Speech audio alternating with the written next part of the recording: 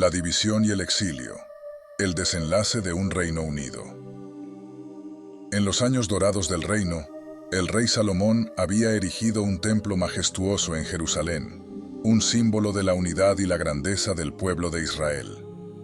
Bajo su reinado, las 12 tribus habían conocido prosperidad y paz. Pero el esplendor de Salomón no duró para siempre. Cuando murió, el joven Roboam, su hijo, ascendió al trono con grandes expectativas y un legado que mantener. Sin embargo, la pesada carga de impuestos y el trabajo forzado impuestos por Salomón habían sembrado descontento entre las tribus del norte. Al llegar al poder, Roboam enfrentó una petición clara: aliviar las duras cargas que había heredado. Pero, en lugar de mostrar flexibilidad, optó por seguir una línea dura, ignorando las súplicas de las tribus. Fue entonces cuando el descontento se convirtió en rebelión. 10 de las 12 tribus se separaron y proclamaron a Jeroboam I como su rey, estableciendo el reino de Israel en el norte. Las 2 tribus restantes, Judá y Benjamín, permanecieron leales a Roboam, formando el reino de Judá en el sur. Así se rompió la unidad que Salomón había construido, y 2 reinos comenzaron una existencia paralela, pero separada. Los destinos divergentes. El reino de Israel, con su capital primero en Siquem y luego en Tirsa y Samaria, se enfrentó a desafíos constantes. Jeroboam I, temeroso de que sus súbditos volvieran a Jerusalén para adorar, estableció centros de culto en Betel y Dan, con becerros de oro como imágenes divinas. Este acto fue recibido con desdén por los profetas y exacerbó las tensiones religiosas. Durante los siguientes años, Israel vivió una serie de reyes inestables y conflictos internos. Las luchas políticas y las alianzas cambiantes llevaron a una época de incertidumbre y corrupción. La adoración de dioses paganos y la falta de obediencia a la Torá debilitaron aún más la cohesión del reino. El destino del reino de Israel se selló en el año 722 a.C., cuando el imperio asirio, bajo el mando de Sargón II, invadió el reino. Los asirios, con su estrategia de deportaciones y reubicaciones forzadas, dispersaron a los israelitas y trajeron a otros pueblos para ocupar su lugar. Este exilio forzó la mezcla de culturas y dio origen a los samaritanos, una mezcla de los israelitas originales y los nuevos habitantes. El reino de Judá, esperanza y desafíos. Mientras tanto, el reino de Judá, aunque más pequeño y menos influyente, tenía su propio camino lleno de retos y reformas.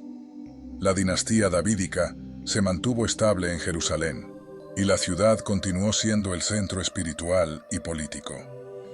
Los reyes de Judá, como Ezequías y Josías, intentaron reformar el culto y regresar a las tradiciones de la Torá, luchando contra la idolatría y el sincretismo.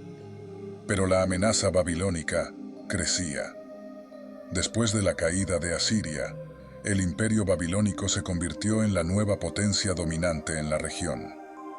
Los reyes de Judá intentaron navegar entre las potentes fuerzas de Babilonia y Egipto, pero sus esfuerzos fueron en vano. La situación culminó en el año 586 a.C., cuando el rey babilónico Nabucodonosor II invadió Jerusalén, destruyó el templo y arrasó la ciudad. La élite judía fue llevada a Babilonia y el reino quedó desolado. El exilio no fue solo una pérdida territorial, sino un golpe devastador al corazón espiritual y cultural del pueblo. En el exilio, esperanza y renovación. En Babilonia, los judíos enfrentaron un nuevo tipo de vida, lejos de su tierra prometida. Aunque estaban en la diáspora, encontraron maneras de mantener su identidad y sus prácticas. Las comunidades se establecieron a lo largo del río Éufrates, y los profetas como Ezequiel y Daniel surgieron para ofrecer mensajes de consuelo y esperanza. En este período, los judíos reflexionaron profundamente sobre su identidad y su relación con Dios. Las prácticas de la sinagoga se desarrollaron, permitiendo el estudio y la oración en ausencia del templo. Las escrituras se revisaron y se consolidaron, ayudando a mantener la fe viva. A pesar de las pruebas, el deseo de retorno a la tierra prometida nunca desapareció. Las promesas de restauración pronunciadas por los profetas mantenían viva la esperanza de un regreso a Jerusalén y la reconstrucción de su hogar. El retorno a casa. Finalmente, en 538 a.C., un nuevo capítulo comenzó cuando Ciro el Grande, rey de Persia, conquistó Babilonia y emitió un edicto que permitía a los judíos regresar a su tierra ancestral. Bajo el liderazgo de Zorobabel y Josué, el sumo sacerdote, un grupo de exiliados regresó a Jerusalén. El regreso fue una mezcla de desafíos y esperanzas.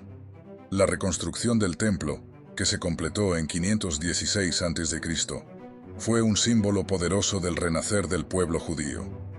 Más tarde, Esdras y Nehemías llegaron para fortalecer la comunidad y llevar a cabo reformas importantes, ayudando a consolidar la identidad y la práctica judía en la nueva era. Este período de división y exilio fue un tiempo de gran prueba, pero también de profunda reflexión y renovación. La resiliencia del pueblo judío durante estos tiempos difíciles dejó una marca indeleble en su historia, estableciendo fundamentos que influirían en su futuro.